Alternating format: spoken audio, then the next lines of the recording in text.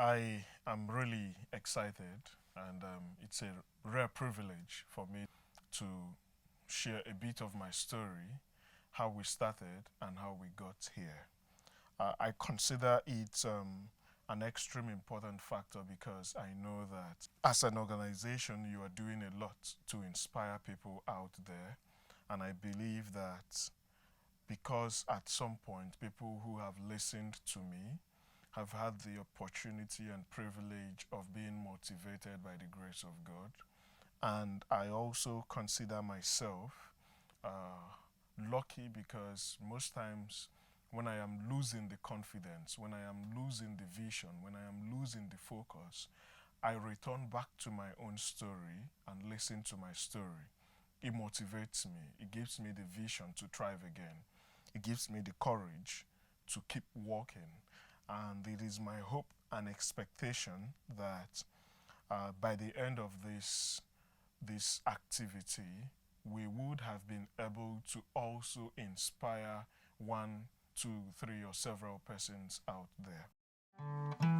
Share and inspire true stories, real people. Share and inspire. Come take a ride with us. Share and inspire true stories, real people. Share and inspire. Come take a ride with us. Share and inspire true stories, real people. Share and inspire. Come take a ride with us. Share and inspire true stories, real people. Share and inspire. Come take a ride with us. Share and inspire. Come take a ride with us. Fire. True stories, real people. My name is Samuel Chiemela, and I am privileged to serve as the Executive Director for the Babcock International Model United Nations. When I speak on this platform, I speak on behalf of every single person who has labored at one point or the other to ensure that the visions of this organization is kept while the mission is being pursued strategically to ensure that the objectives are achieved. The story I am sharing is a story of how we started, where we started, and how far we have gone. But one thing I am very confident about is the summary of this story, right? If the children of Israel knew that there was 40 years on their way to get to Canaan, if they knew that there would be a lot of trekking, a lot of circumstances that may not have been favorable at that time, they sure wouldn't have left the land of Egypt, right? I also navigate the summary of this story to the situation of Joseph in the Bible, right?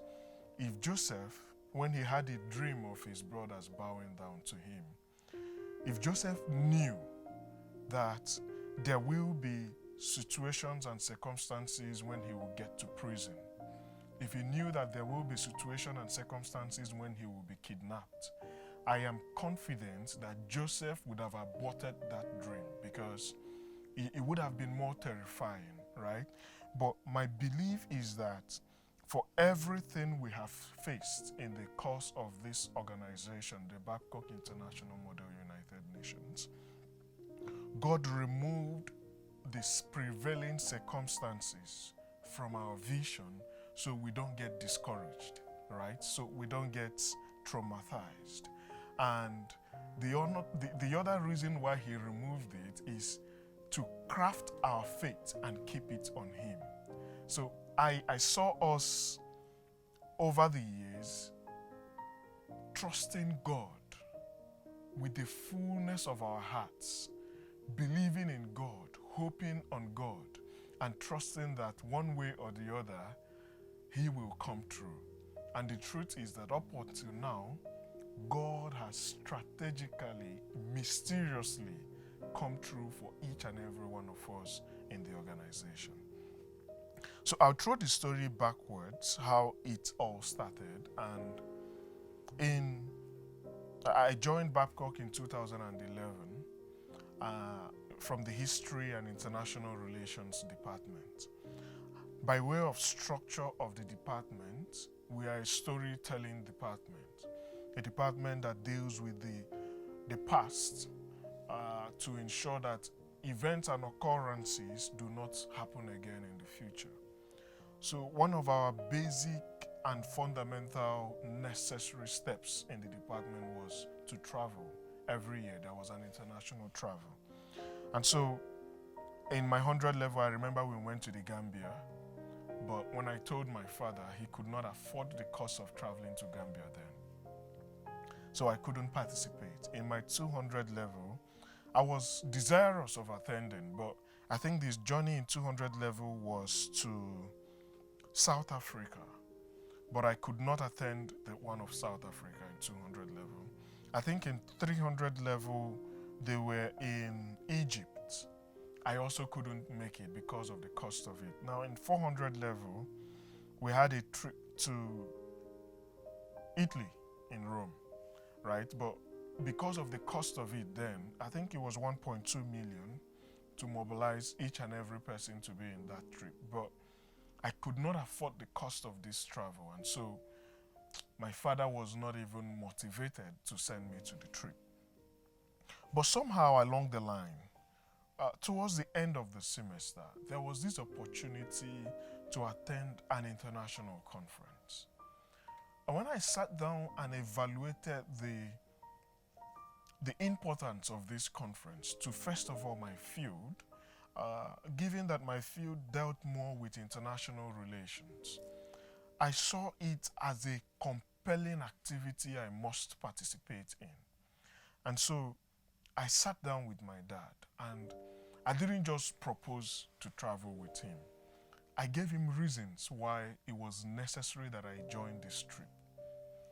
And after several back and forth, my father is not an easy pill to chew.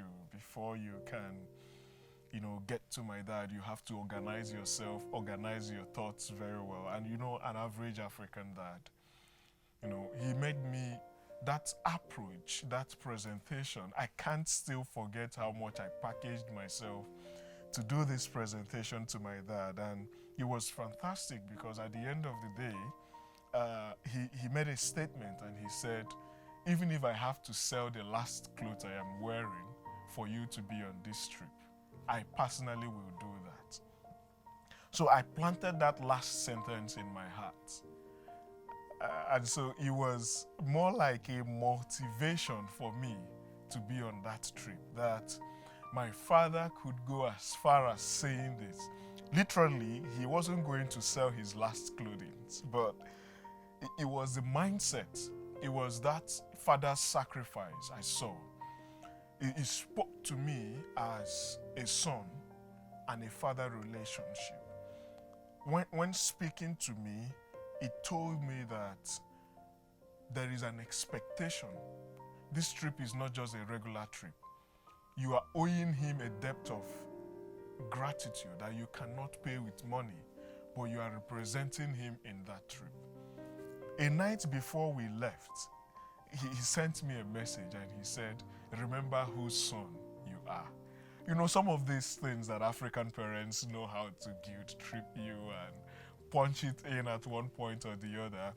But they turned out being helpful because at that time, nothing encompassed, nothing covered my mentality, my mind, other than go out there and make daddy proud. So in my first outing at that Model United Nations conference, it had over 400 people in it from different countries: Liberia, Uganda, South Africa, Kenya. More than 10 countries were there. And to some of the people there, There were public speakers there. There were frightening motivational speakers there. There were international relations professionals there. But their presence did not quench my desire to make my father proud.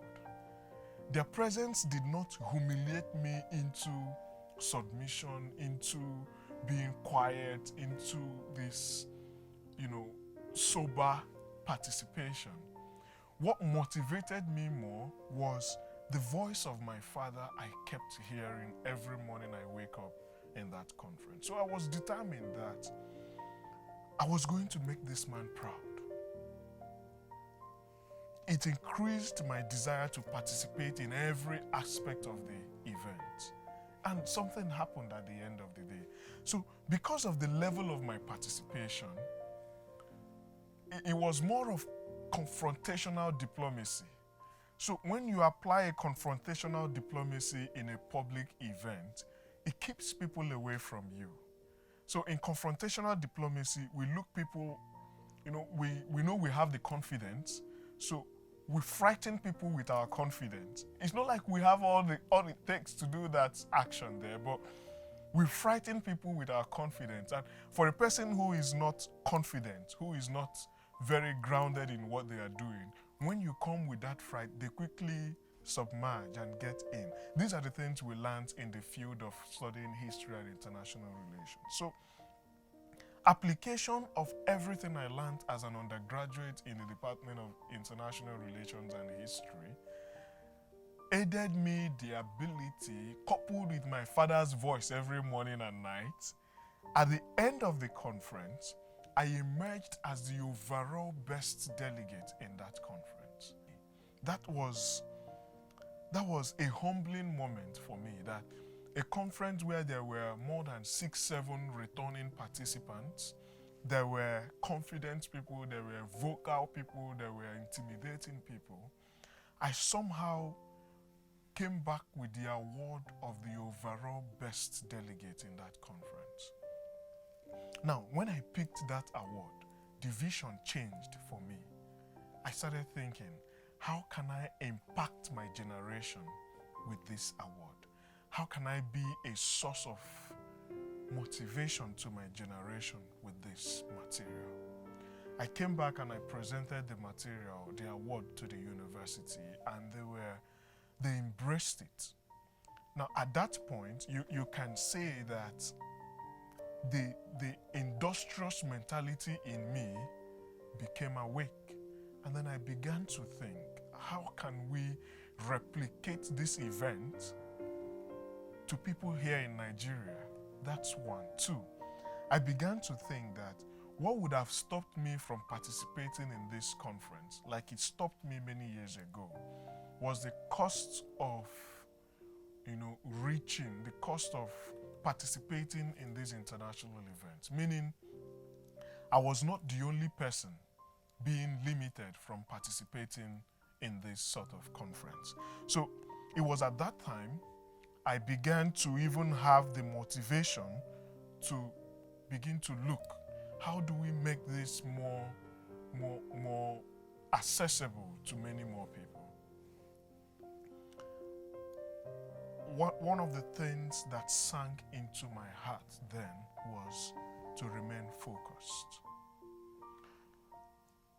Even the most consistent rocks, when there is a particular place drop of water keeps getting to, after a long time they crack, right? So I was intentional about keeping my focus on the motivations that got me there, right?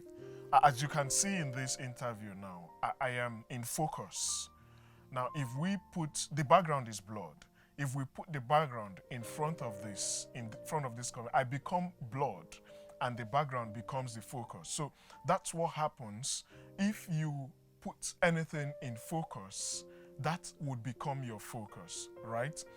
I remember the Bible says to seek first the kingdom of God and every other thing will be added unto you. What I interpreted from that was putting God first as my focus allowed me to put every other alignment into the focus. So when you put God as the focus, you don't lose any other thing.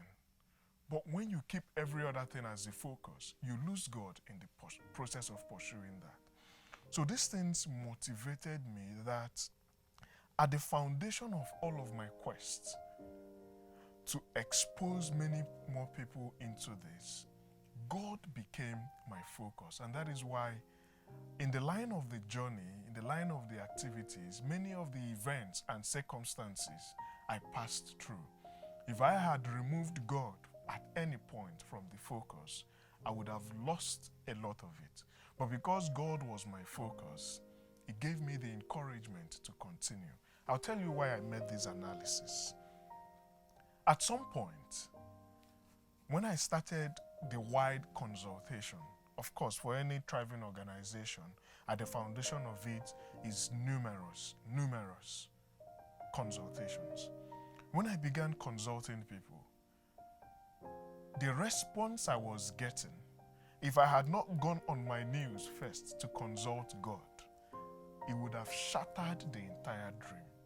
But when I went on my knees to pray and God told me in clear terms, and that is one thing I enjoy in my relationship with God. God does not speak to me through dreams. He doesn't speak to me through activities, package a lot of things and just throw me into there and allow me to figure it myself. God speaks to me in very clear terms.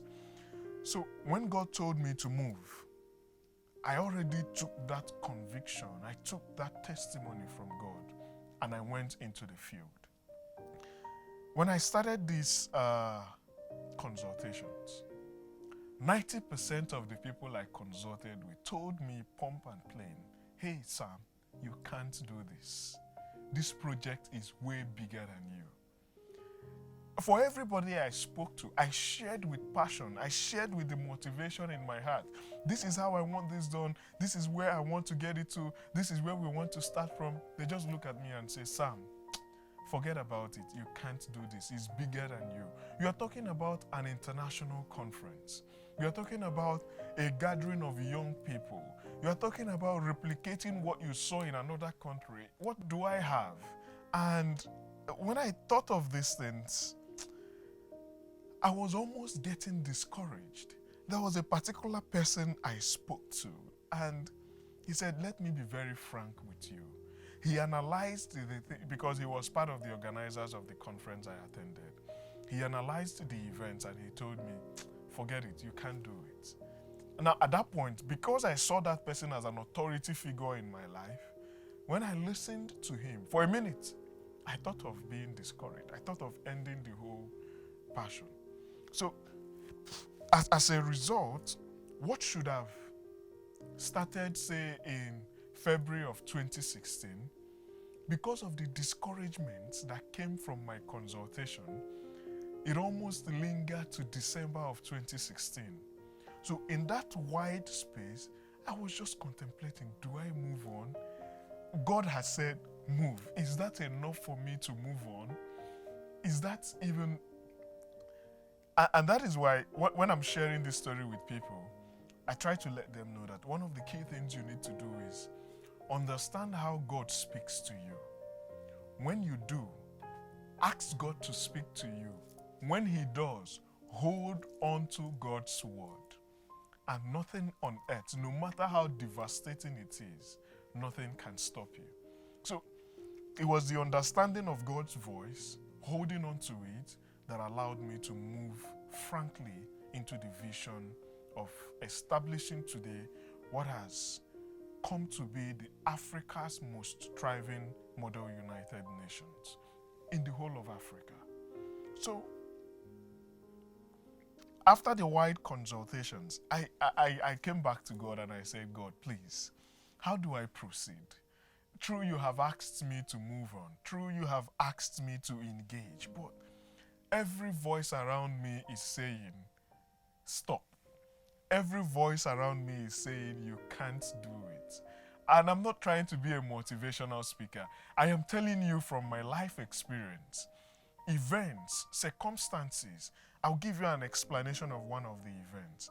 I wrote a proposal to the university administration because it was strange in Nigeria. They didn't understand how and where we were going with that proposal.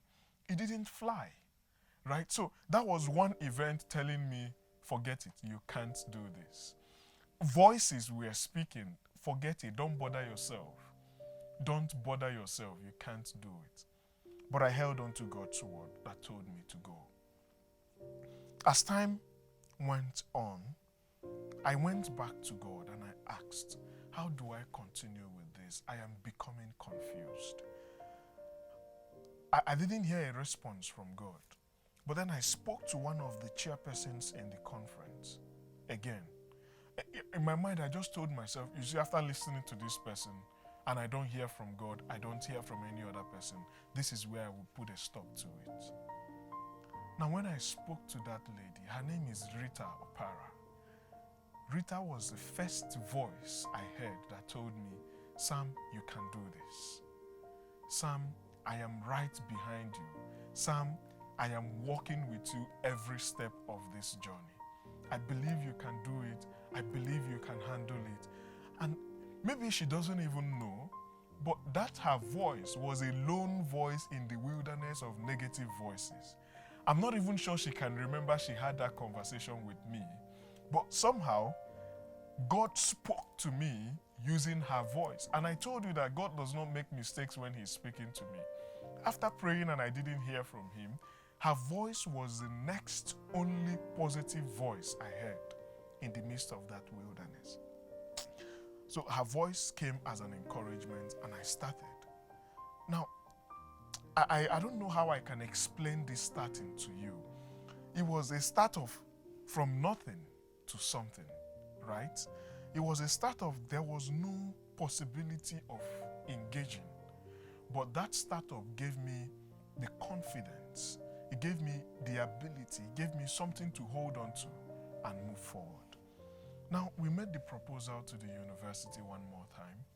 And I returned to that conference again in the January of 2017.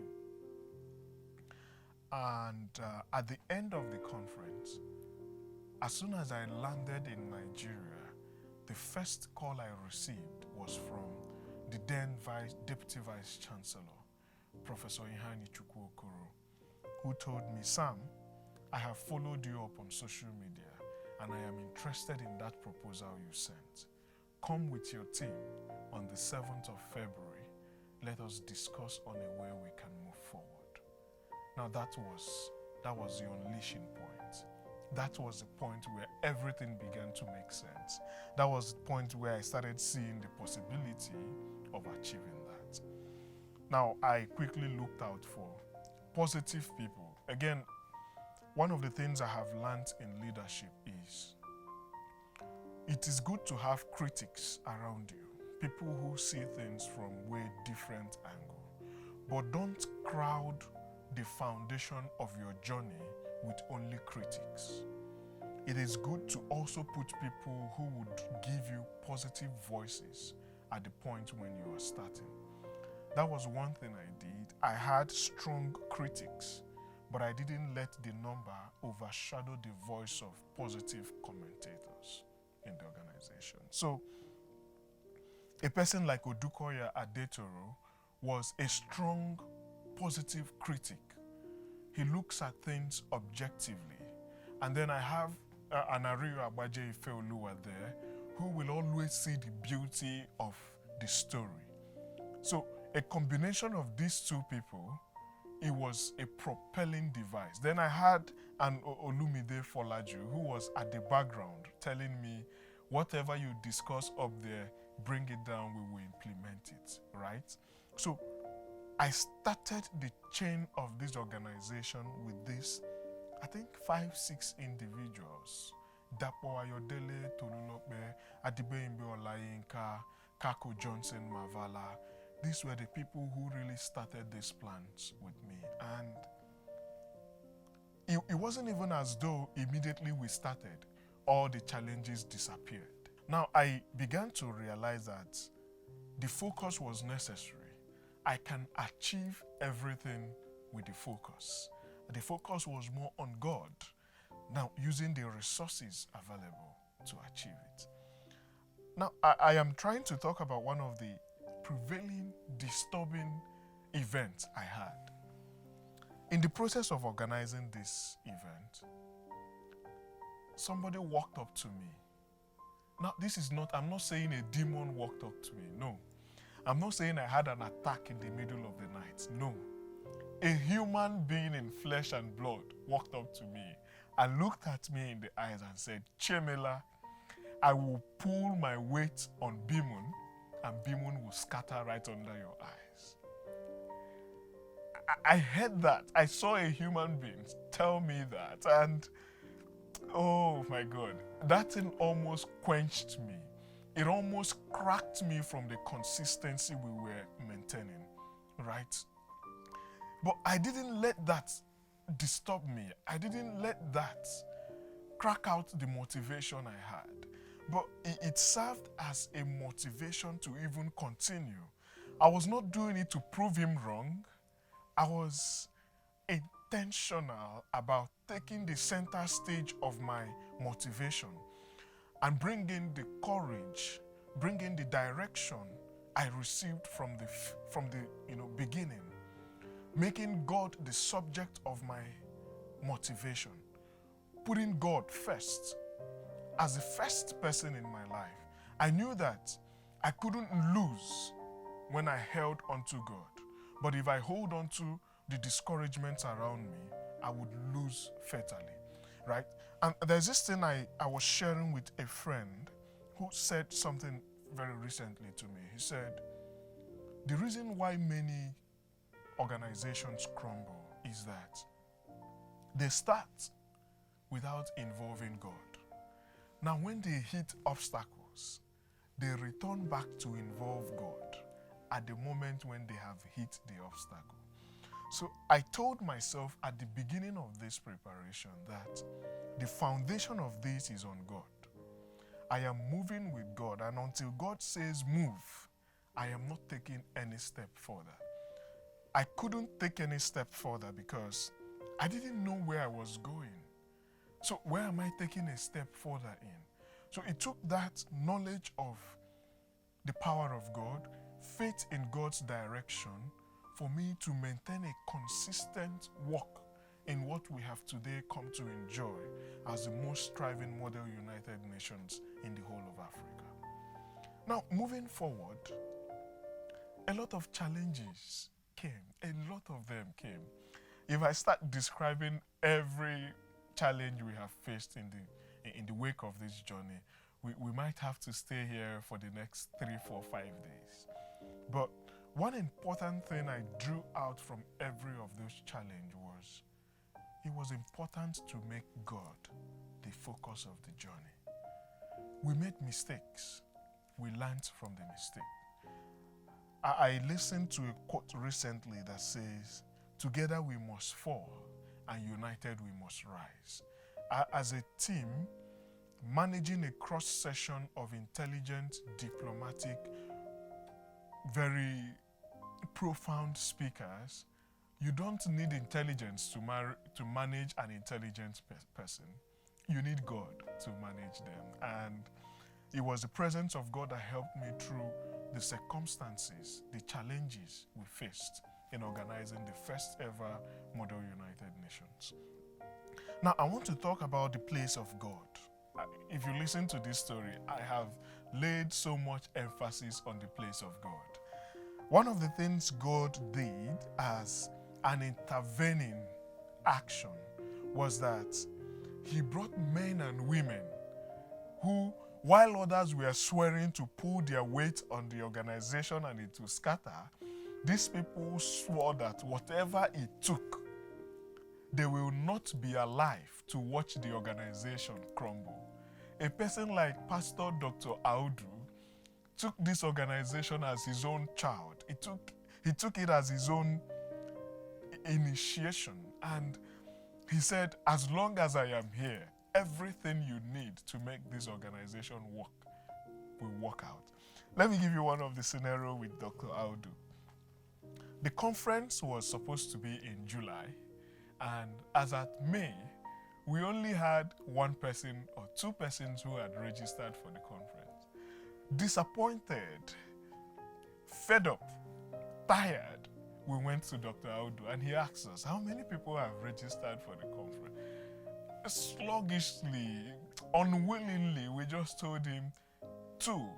From our expectation, we were hoping to hear him say, you know what? This cannot work. If at this time you only have 2 people who have registered, forget it. You can't make this work. It can't fly. But he said, wow, you mean 2 people have registered? Believe me, this conference is a success. Even if it's just the 2 of them we are running this conference with the 2. You don't want to know the inspiration he charged into 5 of us who were with him there. I am sure that when they hear me speak about this, the events and scenario and circumstances of that day will replay vividly again in their minds. He served as a role model at that time, an encouragement, and to me, what I believe was that God spoke to us directly from him. And that motivation sent us back to the field. I called an emergency meeting again. I said, hey guys, listen, we must do this. We have more people looking up to us than people waiting for us to get to our toes. And we will not disappoint those people looking up to us. So we became encouraged, we became determined, we became more zealous to ensure that we pushed to achieve that first set of the conference. Another stumbling block we faced was operating from here and Lagos, right? It was difficult. Some meetings came, and before we could get ourselves to Lagos, we were having meetings with the United States consulate in Lagos, the UN office in Lagos, major embassies around Lagos. To move from here to Lagos became a problem. And this is me. I was leading a group of 5, 6, 7 young men sleeping in just one room. How we were surviving was nobody's business, right? So one day I went to God. I remember it was an early 3 a.m. While my friends were still sleeping, I woke up and I walked around the house. I said, God, I am coming to a point where I am getting discouraged. I am coming to a point where I am almost losing focus. Please, you sent me on this way. I have seen you come to pass in so many of our circumstances. Again, one more time, show me that you are in this journey with us.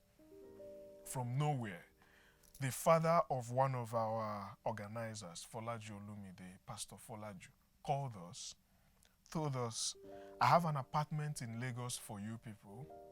I have a car in Lagos for you people. I will be ensuring that you eat breakfast, lunch, and supper. Move all your properties to Lagos. In fact, I am even designing an office space for you people in Lagos. From nowhere. We wake up in the morning, we see food. We go around our meetings. By the time we're coming back, there is food. Before we sleep, there is food. He was fueling the car. I'm like, God, where are you coming from? I don't understand how this is working. Now, a person listening to this may not understand the events that we faced, but I want to let you know that if you keep your focus on God, no matter the challenge you are facing, God will come in a mysterious way and make a name for himself, right? I saw it and I marveled. And up till today, he didn't ask us for anything. In fact, the day we woke up, we wanted to go for a meeting with Zimbabwean consulate in Lagos. And we just drove out. I think something punctured one of the tires of the car he gave us. We called him to report the case to him. He told us, you know what, bring that car back. He called immediately to change the 4 tires. He gave us another car. He said, make sure you don't miss your meeting. Go for your meeting and come back. Events like that blew me off. I didn't even know. For my friends who were working with me, who didn't know what the leader I was passing through, I couldn't share with them. They just saw things happening. But because I knew what happened, the relationship, the conversation I had with God, it gave me the motivation to continue to say, guys, God is God, and forever he will remain our God. That is how we continued until at the first session, we had a whooping number of 120 participants. Remember when I told you as at May, for a conference in July, we only had 2 people around. Now, not just did we have that whooping number of 120, we had participants from Kenya, we had participants from Liberia, we had people from Ghana, from Benin Republic, from Cameroon, from DR Congo. We had over 8 countries physically present during the conference. Now, it was an international boost for the image of Babcock University, having this number of countries physically represented during the conference. That particular conference to me was a testament of one with God is majority. Forget about where others may have gotten to on their strengths, on their power. As long as you have God in your business, where He will take you to, until you leave Him, that is where you will stop. If you continue moving with Him, the journey will not be for you, but for God to glorify Himself in you. After the first session, the conspiracy of, oh, you have managed to handle the first session, come and do the second session and let's see you, came up again. The question of consistency came alive again. And it also made me realize this saying that the end of a journey is the beginning of another. Achieving the top of a mountain is a call to the higher mountain, right? And people face different, unique challenges in their very, very various circumstances. But having this confidence in who is leading you has been, call it my cheat code, and something I will recommend to every other person who is listening to the voice, of this presentation. And so that particular second event, it started in a way that I saw betrayals, right? One of the persons I started with, I experienced that betrayal syndrome. But it also didn't discourage me. When God sent the children of Israel to Canaan land, right? God sent them there to go and meet the giant armies. Not just armies, but the very giant ones. And that caused me to question God. Like, why would you send people into a place where they're going to meet, heavy people? It's one thing to be sent into that battlefield. It's another thing to be sent to a battle that you are obviously not going to defeat these people, right? But what God helped me to realize is that if it was easy, every other person will achieve it. If it was as easy as you thought, people who started and stopped wouldn't have stopped, they would have continued. If it was as easy as people assumed, the model United Nations you will see in Nigeria may be more than 50 of them. But because of the uniqueness of the journey, it is important to trust who is leading you through the process, right? I am confident that God just wanted to make Himself a name. The opportunity to continue in BIMUN, the opportunity to continue the second session was going to be missed because it was dressed all in circumstances and difficult challenges. But because our focus again remained on who was leading us, it was easy to systematically, trusting the process, go through the second phase of the conference without any situation or challenges. Now, that is why at the end of the first session, I mentioned to you that we had 120 participants. By the second session we were having the next year, we had 250 participants. And that is more than 100% increase. By the third session we had in 2019 of July of 2019, we had 350 participants, right? And that is, for me, a simple testimony of growth, trust in God, confidence, and moving, I have come to establish that anything you put God ahead will move. There will always be giants in front of your blessing. The obstacles to those blessings unveiled the character of the men and women I had with me. And at different positions, at different circumstances and situations in life, it was their character I have come to rely on to sail us through those prevailing situations. I will be concluding by, again, recalling the place of God in my life, recalling the place of God in the organization, recalling the place of God in everyday activity we have been facing. We are moving straight into the 6th edition now, which is coming up by July. I am more confident, not because we have the experience, we can do anything, but my confidence comes in the fact that God is with us, and there is no aspect of it that we are going to miss. The next thing I have also come to appreciate is managing the quality of friends. This thing has exposed me to. I have come to learn not to mess up the quality of friendship I enjoy with people that are close to me, right? I've come to also understand that the power in that network of friends you have, if you don't dedicate your time, your commitment to them, you will not enjoy the benefit of their closeness, the benefit of their loyalty, the benefit of their companionship. So whether it be a friendly relationship or an emotional relationship I have enjoyed with people I have worked with all along, it has come to teach me that valuing the place of friendship is more important than valuing the place of the benefits that comes out of it.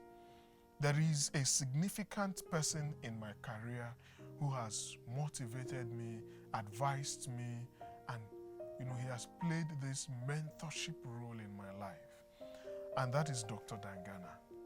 Dr. Dangana has played a significant role that if I was not careful on how I managed my relationship with Dr. Dangana, it was going to mess up the relationship I have enjoyed with him. I've given time to listen to him. I've given time to focus on him.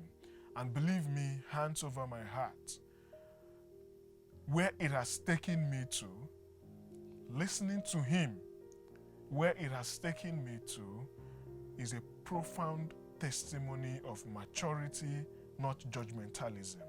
Is a profound testimony of achievement and not him buzzing over me as a boss in the field of diplomacy. He's a person I always want to listen to, including the likes of Prince Gayo Sanonaba. If you look at these key people in my life, you will know that God placed them strategically around me, and I have consistently been following their guidance, their instruction, which is one thing everybody around me comes to give a testimony of.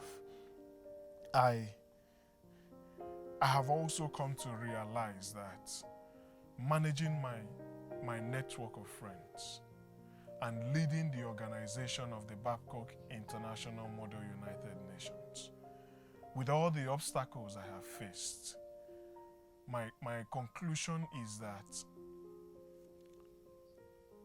some battles are meant to be won, which we have been winning.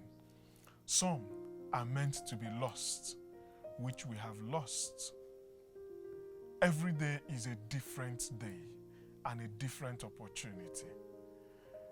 I am not going to kill myself or live in guilt for the battles as a team we lost.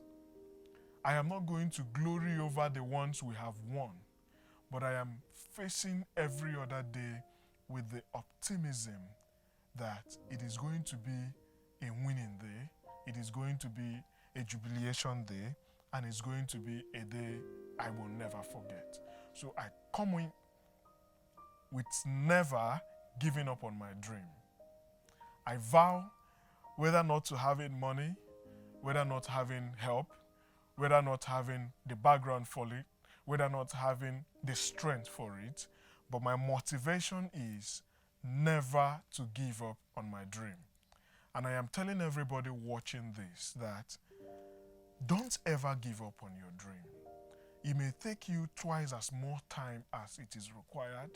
It may take you twice as more money than it's required. It may take lives, right? But don't you ever give up on your dream. A dream you give up on, it is a testimony that the dream has won and you lost. I listened to somebody recently who said, I think it's Miles Monroe, when he said, the grave and the cemetery are the richest place on earth, because that place lies dreams that were never accomplished, innovations that didn't see the light of the day, activities that never saw the light of the day, presidents that never achieved their presidency, great people who never achieved their greatness. I may not have all it takes to pursue the dream now, but I have who has all it takes to achieve the dream. I thank you so much for listening to this session, and I pray that God will motivate you just as He keeps motivating us with the story and the passion of our dreams.